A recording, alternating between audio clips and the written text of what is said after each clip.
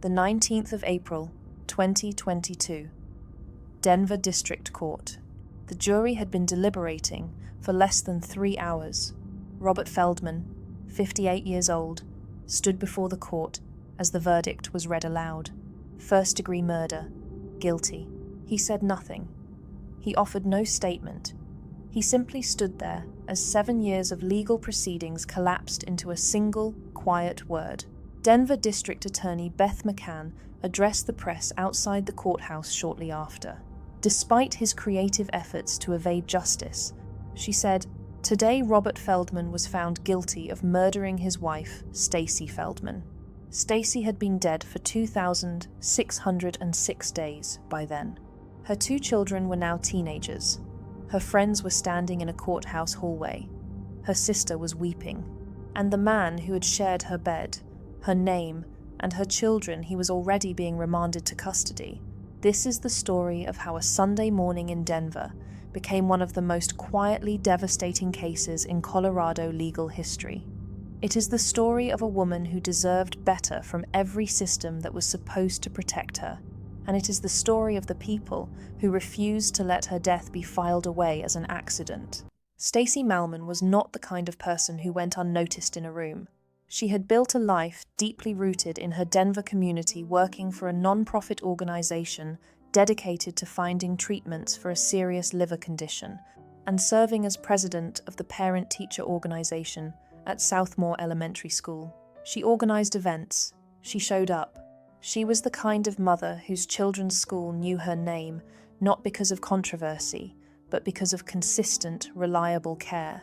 Friends described her as warm, fiercely loyal, someone who wore a tiara at her own wedding, not because she was theatrical, but because she had genuinely believed in that kind of joy. She had met Robert Bob Feldman later in life. He was charismatic, her friend Jan Goldenberg recalled. He made his way into her heart. The couple married in Montreal at the Ritz. They settled in suburban Denver. They had a daughter, and later, a son. By all outward appearances, Stacy Feldman had built the life she wanted. 2 children, a close-knit religious community, meaningful volunteer work, a home in a good school district. What she could not fully see, what perhaps she was not yet ready to accept, was that the man at the center of that life had been lying to her almost from the beginning. Robert Feldman was, by most accounts, persuasive. He moved through social spaces easily. He built trust efficiently. Investigators would later find that he maintained multiple profiles on social media and dating applications, using different names and different background details. On one platform, he identified as a conservative Jew in his mid-50s. On another, he presented as a Reform Jew in his mid-40s. These were not small discrepancies. They were carefully constructed alternate identities held simultaneously, managed with deliberate attention.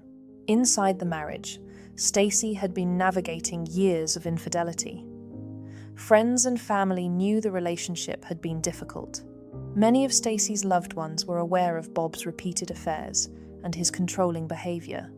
They knew her well enough to know that none of her known health concerns could have caused what happened to her. By early 2015, Stacy had arrived at a decision. According to testimony heard during trial, she had told Bob she wanted a divorce. What happened next took place in the space of a single morning. It was a Sunday, the Jewish holiday of Purim, a day meant for costumes, celebration, and community. Stacy and Bob's daughter, who was 9 years old at the time, later testified as a teenager during the 2022 trial. She told the jury that the morning of March 1 was a normal day. She and her brother attended religious school, and her mother appeared happy when they left. At approximately 8:30 a.m., Bob drove the children to Temple Sinai for religious school. Stacy was home. She was, by all accounts, alive and well when they left. What happened in the hours that followed has been the subject of years of forensic examination, expert testimony, and legal argument. What is documented is this. Sometime that afternoon, Robert called 911. He reported that he had found his wife unresponsive in their shower. paramedics arrived and were unable to revive her. Stacy Feldman was pronounced dead at the scene.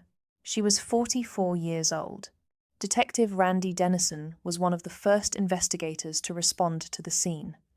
While the bathroom showed signs of disarray, something about the scene did not sit right with him. A clean towel was hung from the doorknob. The shampoo bottles had not moved. A gold watch was found on Stacy's wrist, an unusual detail for someone who had been about to take a shower. Those details were small. They were the kind of details that, individually, mean nothing. Together, they meant everything. What investigators did not yet know, what would not emerge until weeks later, was what had happened in Stacy's email inbox that same morning. A woman named Susan McBride had met Bob on Tinder in February 2015. He had told her he was separated, that his wife was an absentee mother. McBride grew suspicious, found Stacy's email address, and wrote to her the morning of March 1 to ask whether the couple had split up. Stacy replied quickly. She confirmed they had not separated. She told McBride that Bob had cheated on her before and that she was not the first woman to reach out this way.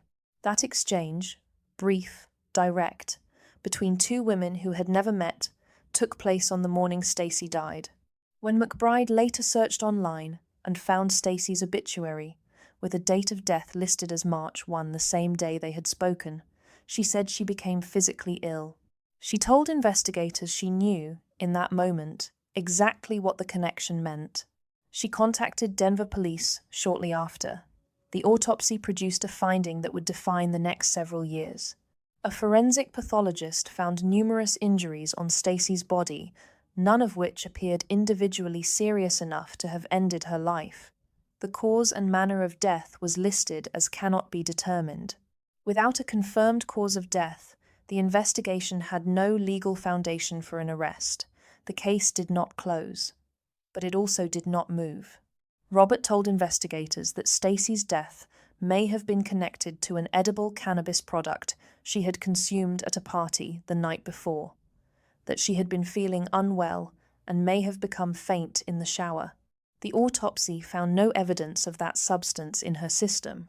He had also been resistant to cooperation with officers and paramedics at the scene on the day Stacy died. He stated that he did not want them to carry out an autopsy. He later changed his account of his movements that day, shifting from claiming he had not returned home between dropping off the children and finding Stacy, to acknowledging that he had in fact returned home around noon, cleaned the garage after a shelf fell, and then gone to a park to exercise. In the months following Stacy's death, Robert collected $750,000 from a life insurance policy that had been purchased in her name 5 years earlier. Stacy's sister, Susan Altman, grew increasingly troubled by Bob's behavior in the months following the death. She reached out to Detective Dennison and pushed the investigation forward through sheer persistence, making calls, asking questions, refusing to accept silence as an answer. This persistence, measured in phone calls, meetings, and years, is what eventually broke the case open.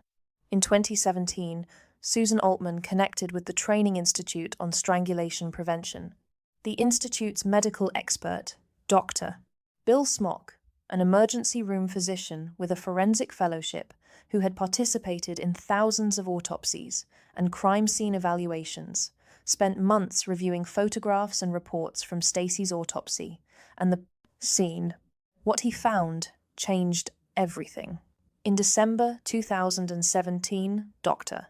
Smock concluded that Stacy had died as a direct result of a loss of oxygen to the brain and that her injuries were consistent with a physical assault that included force trauma, pressure applied to the throat, and suffocation.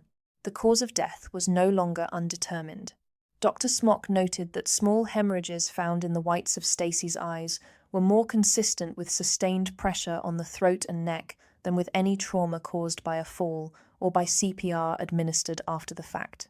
Those small red marks are a well-documented physiological response to a specific mechanism of harm. They are not caused by a fall. They are not caused by resuscitation efforts. They are caused by one thing. Dr. Smock understood what they meant. There was also blood found under one of Stacy's fingernails. DNA testing matched it to Robert Feldman. In February 2018, nearly 3 years after Stacy's death, Robert Feldman was arrested and charged with first-degree murder. He pleaded not guilty. The trial was delayed multiple times. The COVID-19 pandemic pushed proceedings back significantly.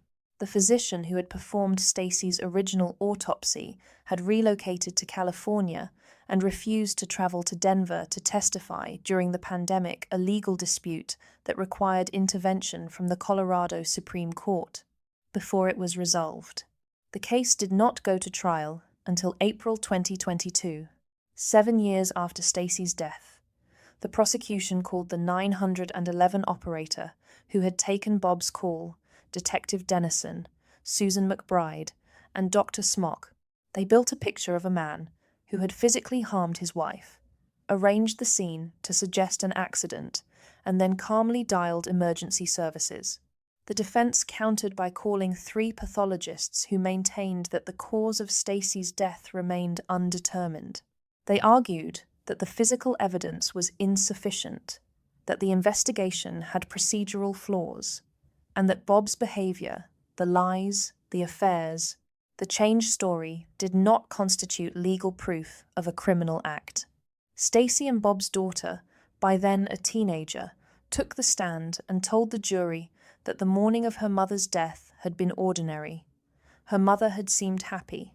Everything had felt normal when they left for religious school. The jury deliberated for less than 3 hours. April 19, 2022. Robert Feldman was convicted of first-degree murder. The sentence was mandatory, life in prison without the possibility of parole. Stacy's mother, Dorothy Malman, addressed the court directly. She looked at the man who had been convicted of ending her daughter's life and said, "If you really loved your children, you wouldn't have killed their mother. You wouldn't have taken their mother from them. The only person you love is yourself." She paused, then added, "This is all because you couldn't agree to the divorce Stacy wanted. You are evil." Stacy's sister, Susan Altman, spoke as well. Instead of letting her go to be happy, she told the court, "He killed her." Robert Feldman offered no statement. He is currently serving his sentence at Sterling Correctional Facility in Sterling, Colorado. Stacy Feldman went to sleep the night of the 28th of February 2015 as a woman trying to end a marriage. She had learned about the most recent affair that same morning. She had made a decision about her future. She did not get to act on it. Her case sits within a documented but difficult-to-measure category homicides, arranged to appear accidental. Researchers estimate that somewhere between a fraction of 1% and 8% of all homicides are staged in some way. That figure represents only the cases where the truth eventually surfaced. No calculation exists for how many have not. In the majority of confirmed staged scenes, the victim and the person responsible had been in an intimate relationship. The death occurred inside the family home. The person who placed the call for help was also the person responsible. The clean towel on the doorknob, the undisturbed shampoo bottles, the gold watch still on her wrist. Detective Dennison noticed those things on the morning of the 1st of March 2015. He wrote them down. He did not forget them. Neither did Susan Altman. Neither did Susan McBride. Neither did the women who had encountered Robert Feldman under false names in fabricated circumstances after his wife was already gone. Stacy Feldman's legacy lives not only in the memory of those who loved her, but in what her case revealed about the difficulty of identifying concealed acts of violence and the critical importance of people who refuse to accept an easy answer when the evidence, however quietly, tells a different story. Stacy Feldman, 44 years old, mother of 2, president of a school PTA, a woman who wore a tiara on her wedding day because she believed in that kind of happiness. She deserved to keep believing in it. Robert Feldman remains incarcerated at Sterling Correctional Facility, Colorado. His children were raised without both of their parents.